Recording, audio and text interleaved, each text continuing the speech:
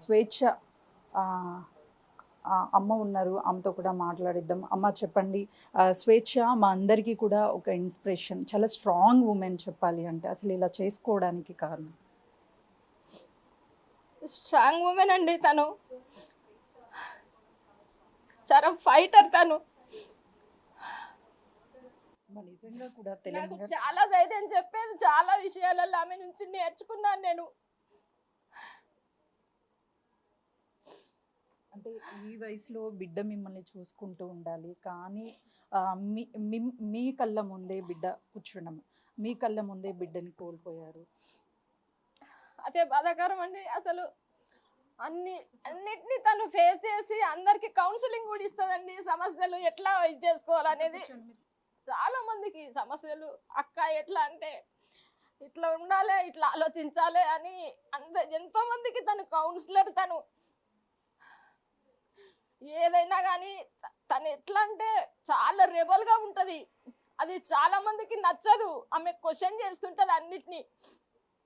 అంటే మీకెవరి మీద అనుమానాలు ఉన్నాయమ్మా?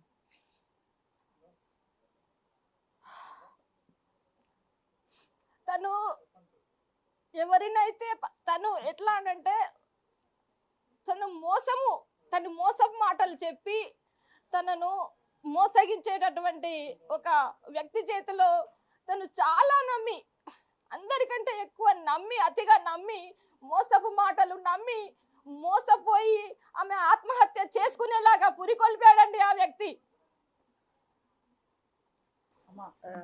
చనిపోయినటువంటి స్వేచ్ఛనైతే తిరిగి తీసుకురాలేము. ఏం చెప్తారు తనకి న్యాయం చేయాలంటే? ఆమెకు ఈ ఆత్మహత్య పురికొల్పినటువంటి ఎవరైతే కారకుడు ఉన్నాడో వాడిని ఖచ్చితంగా శిక్షించాలి. వాడిని ఇప్పటి వరకు కూడా కనీసము వాళ్ళ ఇల్లు తెలుసు, అన్నీ తెలుసు, పోలీసులు కూడా ఇంతవరకు వెళ్ళలేదు, చేయలేదు, అన్నీ తెలుసు. వాడి ఖచ్చితంగా శిక్షించాలి. వాడి బయటకు రాకుండా ఇంకా ఏ మహిళలను కూడా మోసం చేయకుండా వాడిని శిక్షించాలని చెప్పేసి మేము కోరుతున్నామండి. మా కుటుంబం తరఫున తను అందరికీ తను ఎంత అవేర్నెస్ ఇచ్చింది, ఎంత పోరాటం నేర్పింది, ఎంత స్ట్రగుల్ చేసిందండి చిన్నప్పటి నుంచి. మేము ఉద్యమాలలో ఉంటే తను మా కోడల దగ్గర పెరిగిందండి. తను ఎప్పుడు కూడా నన్ను దూరం పెట్టిండ్రు, మీరు అక్కడ ఎందుకు పెట్టారని ఎప్పుడు మమ్మల్ని అనలేదు. మీరు ప్రజల కోసం చేస్తున్నారని తను అర్థం చేసుకున్నది మమ్మల్ని. తను మొత్తం జర్నలిజంలో PhD చేసింది. తను ఒక రచయిత అండి, రైటరు. డిబేట్స్ చేస్తుంది, విశ్లేషిస్తుంది, చాలా చాలా సమస్యలను చాలా డీప్గా విశ్లేషిస్తుంది. తను సాహిత్యం అంటే చాలా ప్రాణం ఆమెకు. పుస్తక పఠనము పసిపిల్లప్పటి నుంచి తను పుస్తకాలు చదివేది. మాలపల్లి నవలలు, 7 తరాలు, అమ్మ నవలలు, ఇట్లా మేము చదవలేకపోయే వాళ్ళము. తను ఇక్కడ బస్ ఎక్కిందంటే అక్కడ దిగేసరికి అయిపోయేటి ఆ పుస్తకాలు. అంత ఆమె చదువరి, అంత జ్ఞానం ఆమెకి. ఆమె జ్ఞాన సంపద. అంత స్ట్రాంగ్ గా ఉండేటువంటి స్వేచ్ఛ సూసైడ్ చేసుకుంది అని అంటే అంతకు మించినటువంటి బాధ ఏమైనా? చాలా అంటే తనను బాధ పెట్టినటువంటి వాళ్ళు ఇట్లా అంత స్ట్రాంగ్ మహిళను కూడా మోసం చేసి బాధ పెట్టేటటువంటి వాళ్ళు ఈ సమాజంలో ఉన్నారు. అలాంటి వాళ్లకు ఖచ్చితంగా తగిన శిక్ష వేయాలి. ఏ మహిళలను కూడా ఇలాంటి మోసం చేయకుండా, మోసపు మాటలు చెప్పకుండా, అన్ని అబద్ధాలు భ్రమలలో పెట్టి చాలా వరకు మోసము చేసి నమ్ముతారండి. నమ్మినటువంటి వాళ్ళు ఇట్లా ప్రాణాలు తీస్తారని ఎవరు అనుకోరు. పురికొల్పడము, చేయడము, రెచ్చగొట్టడము, ఇలాంటి చాలా చర్యలు ఉంటాయి. ఎప్పుడైనా తనతో మాట్లాడారా? అబ్బాయితో నువ్వు ఇలా చేయడం కరెక్ట్ కాదు, నా బిడ్డ నీ దగ్గరికి నమ్మి వచ్చింది అని ఏమైనా చెప్పడం జరిగిందా మీరు? లేదండి. ఎందుకంటే తను ఎంతో మందికి సమస్యలను పరిష్కారం చేసి మాట్లాడే ఆమె దగ్గర టాలెంట్ ఉన్నది. ఆమెనే మాట్లాడుతుందండి. ఆమెకు మేము చెప్పవలసిన అవసరమే లేదు. ఆమెనే ప్రశ్న, ఆమెనే జవాబు, అన్ని తేల్చుకోగలిగే ఆమెకు సత్తా ఉన్నది కాబట్టి తనే తేల్చుకుంటుందని చెప్పేసి మేము ఆమె పైన నమ్మకం ఉంచాము. తను చాలా బాధపడి, చాలా అండి అసలు ఊహించలేదు. ఆ క్షణములో తను ఏం ఆలోచించిందో తెలియదండి. నన్ను పొద్దున కూడా మాట్లాడాను, మధ్యాహ్నం కూడా మెసేజ్ పెట్టిన, ఓకే అని పెట్టింది. పాపతోని కూడా సాయంత్రం 4 o'clockకి స్కూల్కి వెళ్ళి అమ్మ వస్తున్నా అంటే సరే బేటా అని మాట్లాడింది. ఈ సాయంత్రము ఏమి జరిగింది, ఆమె మనసును కకావికలము చేసి తనువు చాలించాలనే ఆలోచన రావడానికి ఏమి కారణమైంది అనేది కూడా ఆ ఫోన్ల డాటాలో వాళ్ళు ఫోన్లు తీసుకున్నారు, సీజ్ చేసుకున్నారు. ఆ ఫోన్లలో వాళ్ళు చూడాలి, అవన్నీ చూసి బయటపెట్టి ఆ నేరస్తునికి ఖచ్చితంగా కఠినమైనటువంటి శిక్ష అనేది విధించాలి. ఇంకే మహిళ కూడా ఇలా మోసపోకుండా చేయాలని చెప్పేసి కోరుకుంటున్నాను. స్వేచ్ఛ ఇదే ఇంట్లో పెరిగిందా?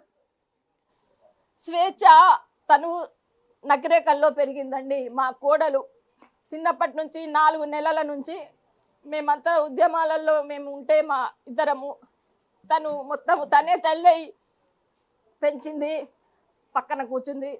మా కోడలు సుశీల, నర్సయ్య వాళ్ళిద్దరు వైఫ్ అండ్ హస్బెండ్.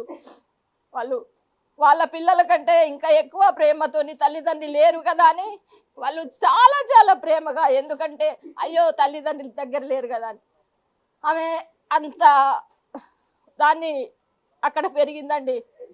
ఇక్కడ ఇక డిగ్రీ మేము బయటకు వచ్చేసాక డిగ్రీ చేసేయడానికి ఇక్కడ కోటి ఉమెన్స్ కాలేజ్కి వచ్చి చదువుకుంది, అంతేగాని తను మొత్తం నల్గొండ జిల్లా నకరికలండి. చూస్తున్నాం కదా, అంటే తల్లి దగ్గర కంటే కూడా ఎక్కువగా పెరిగింది తన బంధువుల ఇంట్లో. వాళ్ళకు ఉన్నటువంటి బాండింగ్ అనేది చాలా ఉంటుంది. తన చేతుల్లోనే పెరిగినటువంటి స్వేచ్ఛ ఈరోజు చివరి చూపుగా మిగిలిపోవడంతో చాలా కన్నీరు మున్నీరు అవుతున్నారు. నిజంగా స్వేచ్ఛని మీరు ఎంతో అల్లారు ముద్దుగా పెంచుంటారు. తన భావజాలం కూడా చాలా స్ట్రాంగ్ గా ఉంటుంది. చాలా స్ట్రాంగ్ ఉంటుంది. మాకే ఇట్లా కాదు అక్క అట్లా అని చెప్పేది. ఆమె ఎంతో ఎవరిని కూడా ఏమి చేసుకోకపోయేది. నేనేం మాట్లాడలేకపోతున్నానండి. చూస్తున్నాం కదా, స్వేచ్ఛని కోల్పోవడంతో కుటుంబ సభ్యులంతా కూడా కన్నీరు మున్నీరు అవుతున్నారు. స్వేచ్ఛ తన కూతుర్ని ముద్దాడుతున్నటువంటి ఫోటో కూడా మనకు కనిపిస్తుంది. నిత్యము తన కూతురికి ఎంతో మోటివేషన్ చేస్తూ ఉంటుంది. ఎలా ఉండాలి ఏంటి అనే లైఫ్ గురించి ఎప్పుడు డిస్కషన్ ఇంట్లో చేస్తూ ఉంటుంది. కానీ ఈరోజు బిడ్డని వదిలేసి ఒకవైపు కన్న తల్లికి ఈ సమయంలో అండగా ఉండాల్సినటువంటి స్వేచ్ఛ కోల్పోవడంతో కుటుంబ సభ్యులైతే మొత్తానికి కన్నీరు మున్నీరు అవుతున్నారు. కానీ ఈ స్వేచ్ఛ మృతికి కారణమైనటువంటి వ్యక్తిని పోలీసులు కఠినంగా శిక్షించాలి. మరో ఆడపిల్ల జీవితాన్ని స్పాయిల్ చేయకముందే తనని కఠినంగా శిక్షించాలి అంటూ కుటుంబ సభ్యులు డిమాండ్ చేస్తున్నారు. కెమెరామెన్ శ్రీనుతో సుజాత, హైదరాబాద్.